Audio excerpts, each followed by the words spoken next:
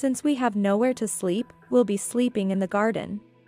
After all, Nancy, you're utterly useless in this house, aren't you? I can't understand why she would say such a thing. I am trying my best in this house as a wife. Just because there's no place to sleep in the garden.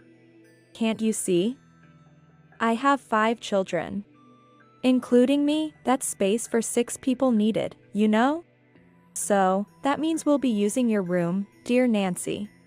Though I haven't seen Megan much since the wedding. She has taken a harsh attitude towards me at every opportunity. However, I have no intention of giving in. She has finally crossed the line. Why should I lend them my room and sleep in the garden? That's unacceptable. I must give a fitting response to this disrespectful sister-in-law. I am Nancy. This story takes place about a year ago, when I met my husband, Tom, at a company year-end party. Though he was 3 years my senior and from a different department. We both were selected for a major project proposal within the company. Busy as it was, after completing the project, a year-end party was held. And it was then Tom confessed to me. Having little experience in love, a confession was a rare event for me. Your work is wonderful, and you yourself are very attractive. That's why I want to date you. Tom said, showing his interest in me, to which I nodded, and our relationship began. Being not too far apart in age, we enjoyed our relationship. Moreover, it seems he has a younger sister close to my age. So he understands how to interact with women well. We also had common hobbies, so our dates were always enjoyable. That's why, when Tom said, "Let's get married," I was overjoyed. It was something I never imagined. It felt like a spotlight was shining on my life. I believed even someone like me could be happy. And with this decision to marry, I was about to face an incredible situation. Actually, it seems my mother has been injured. And my father has asked us to live with them. What? You never mentioned that. During our relationship, there was never any talk of living together after marriage. I wish you had told me such important things before we decided to marry. Upon saying that, Tom desperately apologized. I'm really sorry. It was all so sudden. Actually, my mother got injured, and it's worrying with just my father alone. He looks at me, gauging my reaction. The injury happened recently, and she seems to need care. I don't think my father can manage alone. I want to live with them and help out. How is your mother doing? Is she okay? Anyway, I want you to live with my parents. I'm worried about them. I'm the eldest son, and my sister has already married and left home. In any case, I'm the only one who can worry about my parents. If something happened to my parents. I'm the eldest son after all. Tom emphasizes being the eldest son. What's with this eldest son's appeal? If you're that worried about your parents. I decided to accept living together. I thought about whether the roles were reversed. I might also seek Tom's help, and that's why I agreed. However, I would come to deeply regret this decision later on. After the wedding, we returned from our honeymoon, packed our bags, and moved into my husband's family home. But the scene I encountered was completely different from what I had been told. Upon arriving at his family home, Tom's mother, Sophia, was dancing a peculiar dance in front of the TV. For a moment, I panicked, thinking she might be involved in some dangerous cult. But then I realized from the TV screen that it was aerobics. Sophia, are you okay? Such vigorous movements. When I asked, Sophia said, I was just moving my body for some exercise, you know? That's a relief. I thought it was some strange ritual. No, different thing. I had thought from Tom that his mother was injured and needed care. Which is why he wanted us to live together. However, Sophia was energetically dancing some strange dance. I had been deceived. I heard from Tom that you were seriously injured and we needed to live together. Are you okay? When I asked. Injury? Ah. It was nothing serious. Just a little burn from hot water. What? A burn. I was so angry I almost asked, did you burn your brain? But I held back. Well, it's minor, so it's not like I can't do housework. She answered with a beaming smile. When I looked at Tom, he turned his face away. Why on earth did he say we needed to live together? I began to distrust Tom. Just because of a minor burn, he wanted his wife to live with his parents?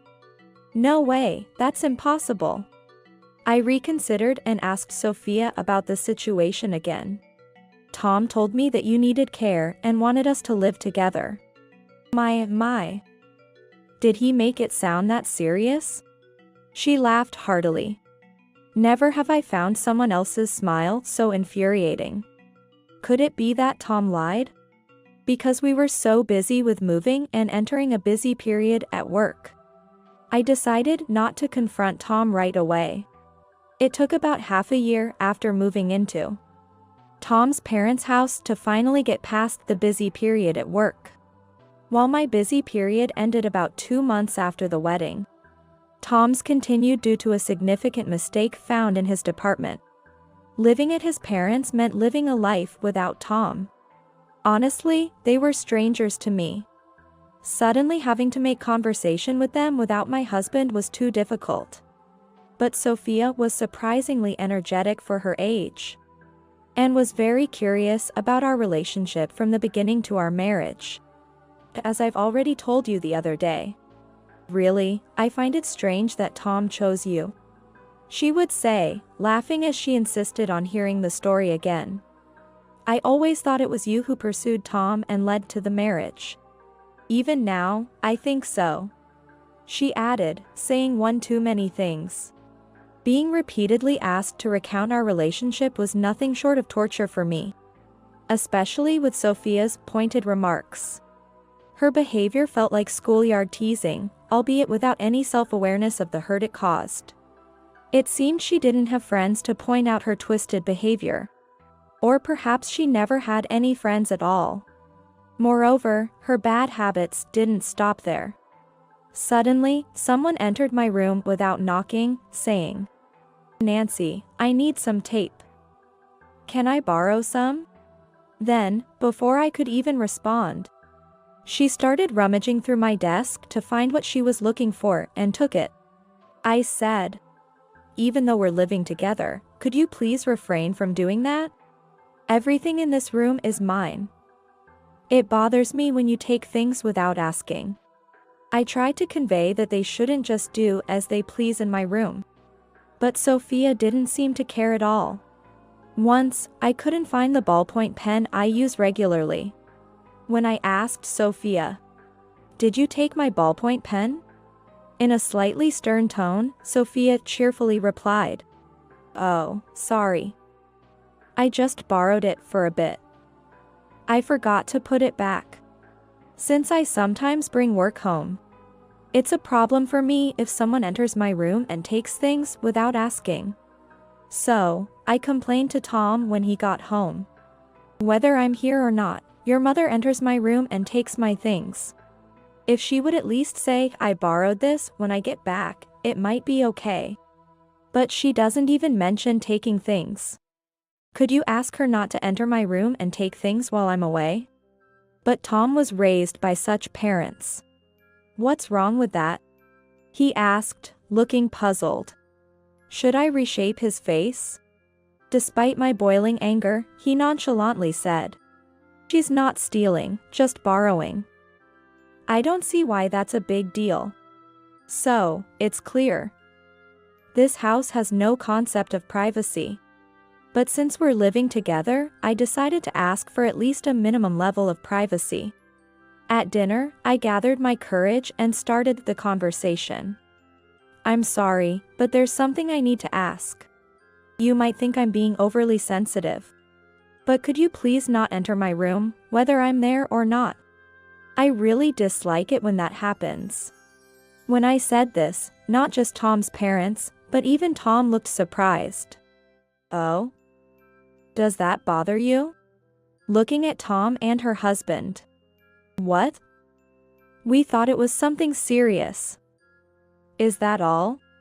Tom's father looked at me with an exasperated expression.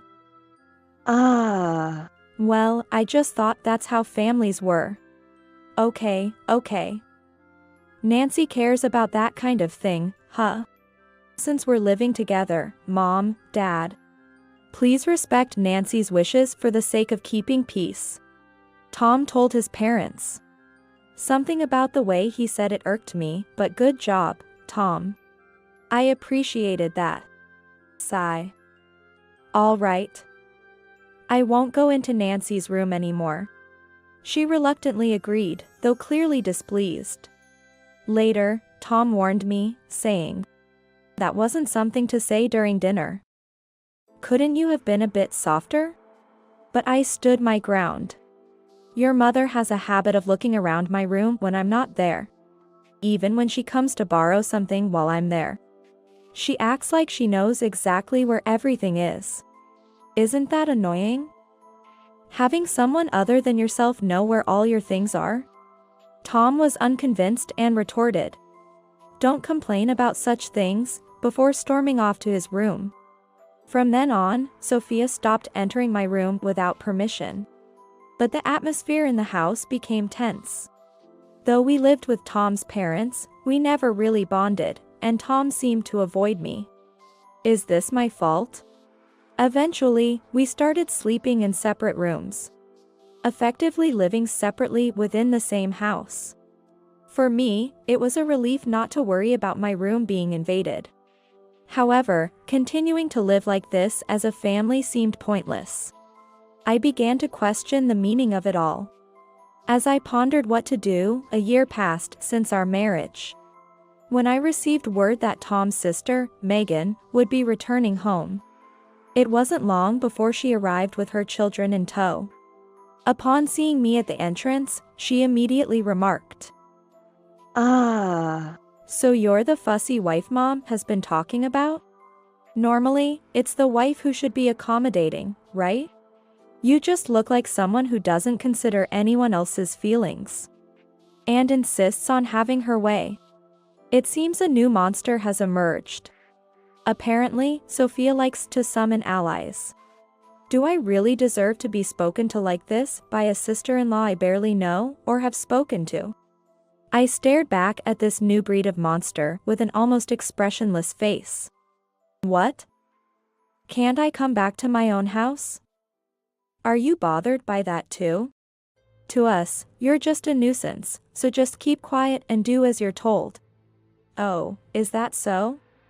I replied nonchalantly, to which she clicked her tongue audibly. She then entered the house with her 5 children. Tom's parents were overjoyed, especially Sophia, who got hyped. It's been a while, hasn't it? What brings you here? Sophia gleefully asked. I was thinking, maybe it's better to raise the kids here rather than with my husband. A shocking statement indeed. Her mention of raising the kids here implied she intended to stay in this house indefinitely. Does that mean you plan to live here? Huh. Of course. Can't you even understand that? You're so slow. Inwardly, I thought to myself, better slow than like you. She derided me while laughing. Anyway, we need to secure sleeping arrangements right away. We need to decide on a room for us to live in, considering the layout of this house. Oh right, Nancy. I heard you're using a room all by yourself. Could you give that room to us? Actually, we'll be taking it. Excuse me? You're not doing anything for this house, are you? Then, you can just sleep in the garden or something.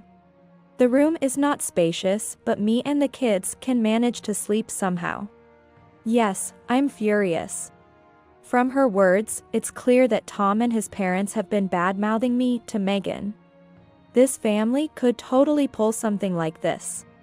Understood. Then I'll go back to my parents' house.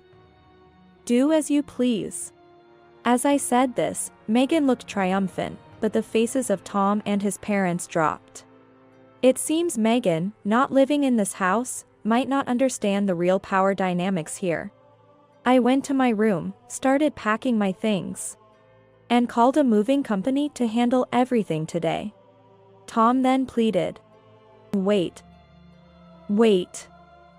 Wait. Nancy, please rethink this. Even Sophia said. What will we do without Nancy in this house? Don't abandon us. Their nearly crying faces seemed so fake, like something out of a reenactment drama. What are you saying? She's just a dumb wife, right? My opinion as the real daughter should take priority.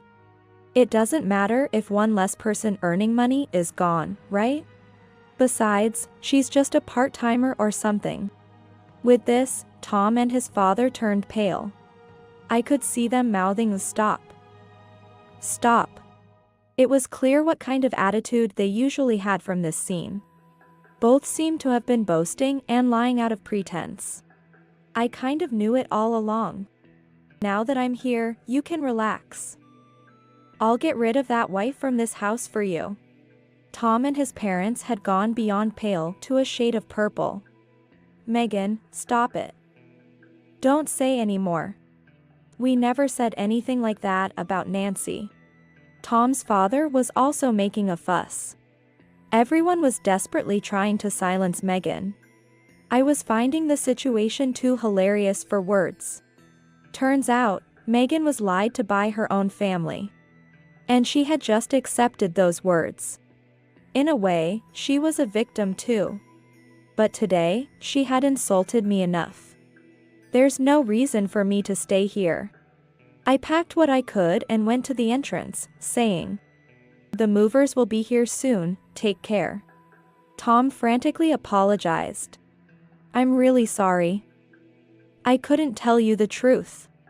I was embarrassed about losing my job and becoming a stay-at-home husband. Embarrassed? Apologize to all the stay-at-home wives in the world.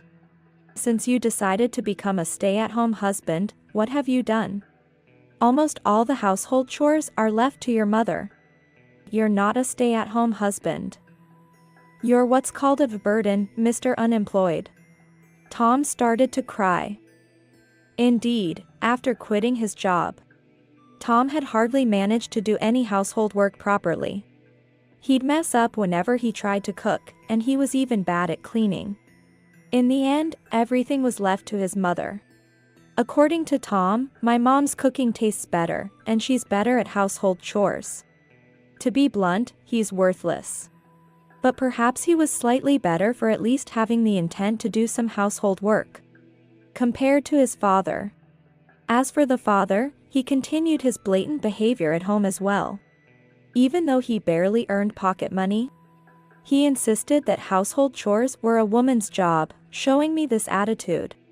But after we started living together and he found out I earned more than him, he quickly changed the house's title to my name and transferred the mortgage to me.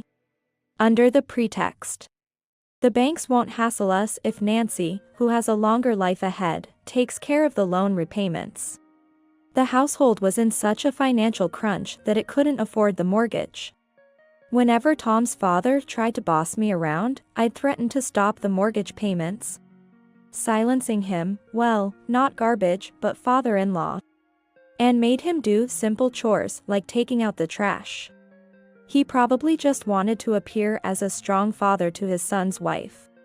But there's no reason for me to continue living with such a family. Right. I'm leaving this house and putting it up for sale. Please find somewhere else to live as soon as possible. After giving instructions to the movers, I left with my luggage. Tom and his parents turned their anger towards Megan, who had led to this outcome. What have you done? If only you hadn't come back. As the family united in their discontent towards Megan, her children began to cry. Fed up, I called Megan's husband to pick them up. Hello, is this Megan's husband? She and the kids are here, telling me to sleep in the yard because I'm such a burden. So, I'm selling the house. Please come to pick up your wife and kids soon. After conveying the message, Megan's husband thanked me. Apparently, Megan had been caught cheating, was facing divorce, and had run away home with the kids for child support. Regardless of her circumstances, her words to me were unacceptable. I decided to wait for my parents to pick me up, while also waiting for Megan's husband to arrive. During this time, that family of 4 was busy blaming each other. Soon after, Megan's husband arrived, and Megan and her children were taken back without mercy. After witnessing this, I got into the car with my parents who had come to pick me up. During this time, Tom and Tom's parents were desperately apologizing. After being taken care of by me, to think you could behave like that. I can no longer live with you all. Tom's parents started to cry. I'll send the divorce papers later, so hurry up and sign them. Tom was writhing as if he had been tripped by a soccer player. Also, I'll be asking for a full repayment of the money I lent each of you. So please take care of that. In the rearview mirror, I saw their faces turn completely white. Tom tried to contact me several times after that, but I told him, please speak through a lawyer from now on. If you cannot accept all our demands, we'll go to court. And if you continue to contact me directly, I'll report it to the police. Because of this, Tom agreed to the divorce, and we were able to become strangers successfully. Megan ended up losing custody due to her affair and was sued for child support. Later, Megan and her family moved back into a rundown apartment, desperately trying to make ends meet for the 4 of them. Since they don't have any privacy, they must be living happily together in their cramped room every day. As for me, after the divorce, I no longer had to unnecessarily accommodate anyone or pay for a loan that wasn't mine. Now, back at my parents', I've been able to continue my job successfully and have even achieved a higher position. Belittling others for the sake of one's own pride eventually bounces back. It was a valuable lesson learned.